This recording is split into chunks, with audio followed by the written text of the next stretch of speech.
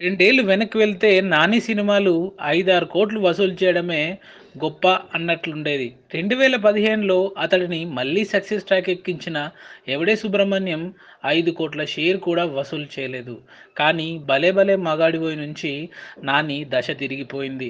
సినిమాకు average talk వస్తేనే 15-20 కోట్ల మధ్య వసూళ్లు వచ్చి పడుతున్నాయి. హిట్ టాక్ వస్తే ఇక 30 కోట్ల షేరు కొల్లగొట్టేస్తున్నాడు 'నాని'.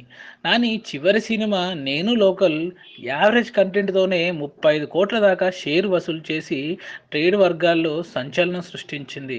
మరి 'నాని' పేరుతో సినిమాలు అలా అలా ఆడిస్తున్నప్పుడు తన గత సినిమా వసూళ్లను బట్టి తర్వాత సినిమాలకు రెమ్యునరేషన్ పెంచేస్తున్నాడు 'నాని'.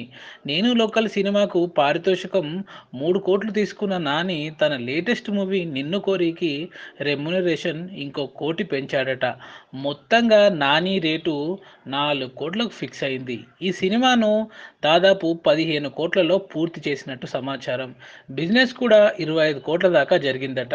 ఇంకా శాటిలైట్ అవ్వలేదు కాబట్టి మొత్తంగా నిర్మాతలు డివివి దానయ్య, కోన వెంకట్లకు బాగానే వర్కౌట్ అయినట్టుగా తెలుస్తోంది.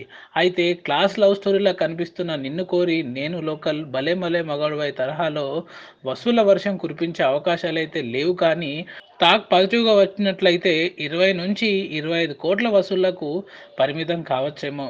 కాబట్టి 'నాని' తన తర్వాత సినిమాకు రెమ్యునరేషన్ పెంచే అవకాశాలు కూడా చాలా తక్కువే.